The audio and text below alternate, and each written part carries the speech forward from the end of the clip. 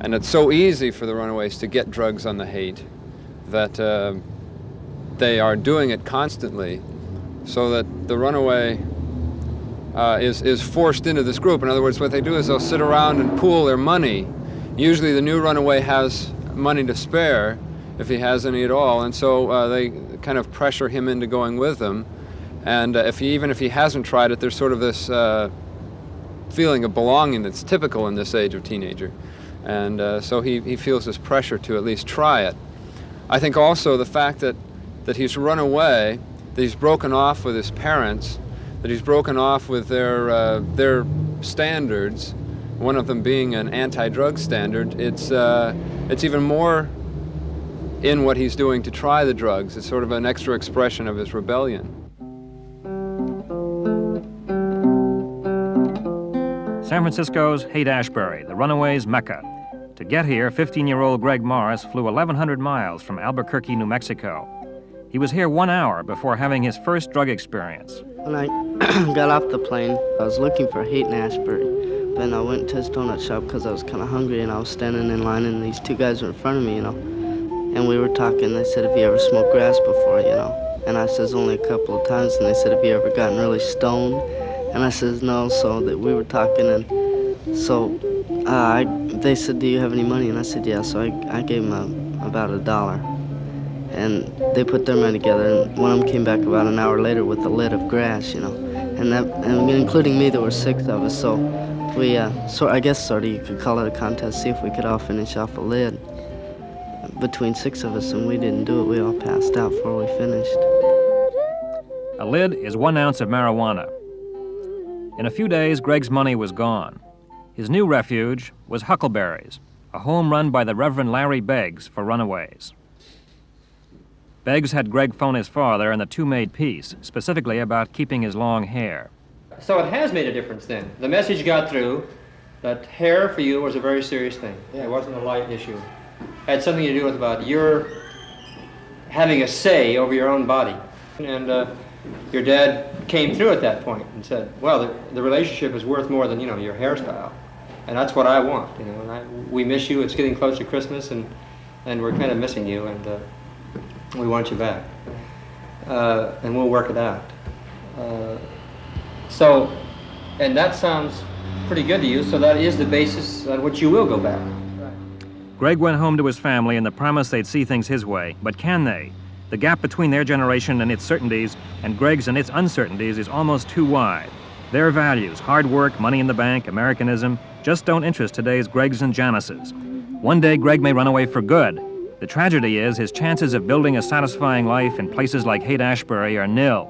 Trapped in the drug scene, he will be more of a prisoner than he ever was in Albuquerque. Back in Chicago, 13-year-old ex-runaway Janice Everidge is already getting restless. No, I'm going to stay home. I don't want to run away again. How will you sort of adjust yourself to the things you didn't like before? I don't know. Yeah, what about school, for instance? No, I hate school. She never has liked school. And I guess she's made up her mind, though, that she's got to stay here until she's older. But she talks so much of going back to San Francisco when she's 16. I already talked to a couple of my girlfriends, and they already talked to their mothers, and their mother says as long as they know where that they wouldn't mind. Because I already told them that I talked to my parents about me going back to San Francisco when I was 16. My mother approved. What are you going to find out there? Action. What's that? Fun. I think the things that draws the runaway to the Haight-Ashbury is the fact that there is this tremendous myth that is built up about the fact that there's free food, free lodging, acceptance of whatever you are. You can have your hair long, you can use drugs, there's the free love movement. And I think it boils down to everyone at this time of life has had the desire to run away. I think this is I think an archetypal syndrome of this age group.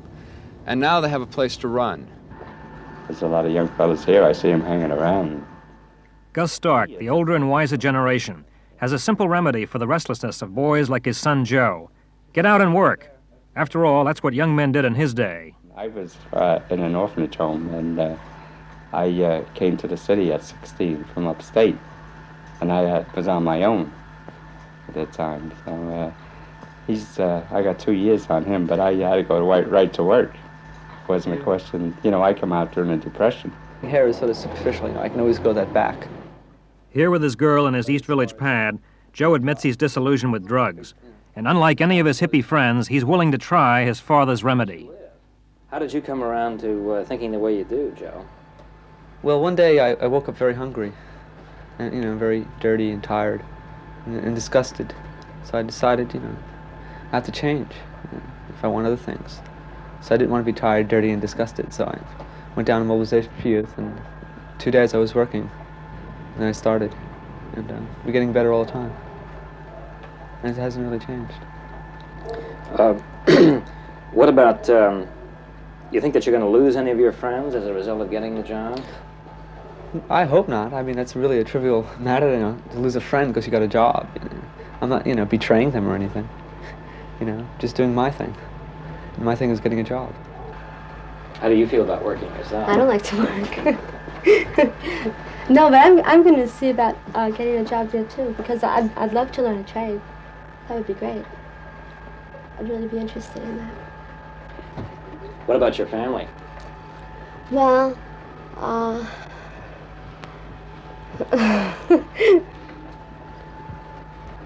they're cool. They're very goofy. We get along fine. They go along with you down here? Well, yeah, pretty much. It's my life. Do they know about you and Joe? Yeah, they like Joe. He has a job.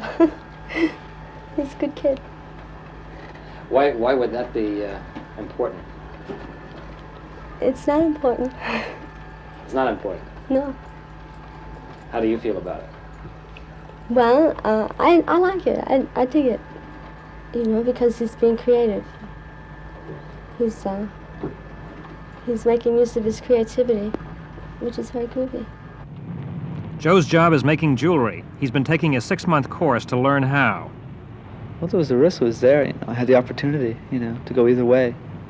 But physically, I'm just not adapted for all that, you know. I get strung out easier than most people, and I get sicker faster. So just realized fast that it wasn't life for me. So I decided, you know, get a job and settle down, you know, make it serious. And it was hard in the beginning, you know, just, you know, getting up at 8 o'clock every morning and doing all those changes. Joe's first business suit, symbol of conformity, is his biggest concession to the workaday world. You are laid up, there's only one catch to the fun, hey, the fun. To hell if you're willing, your name's on the billing, and it seems like you're wanted in ring number 3.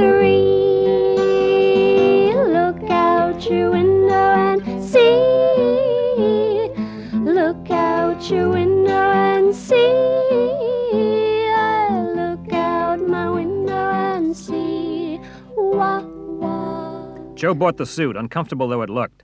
Will he be equally uncomfortable in his new life? There have been generation gaps before, but today's is probably the widest yet. Can the Joes of America bridge the gap and conform without society making concessions in return?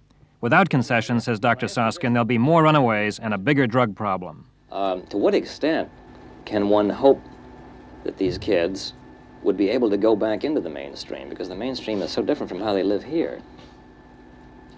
Well, the mainstream itself will have to change somewhat, and is changing. And society is never a stable thing, and given our communication systems, given the rate at which institutions change now, given the size of our population and the potential for diverse types of communities, it's conceivable that we can evolve more ways of living a life than the standard ones that maintain in large cities. There's no reason that we can't have 15, 20, 30, or 50 communities in the country which are rather different from other communities, and that maybe over the next 25 or 30 years we'll begin to explore with developing such communities, and maybe some of these kids are now trying to create some of them. Hey, people, now smile on your brother. Let me see you get together. Love one another right now.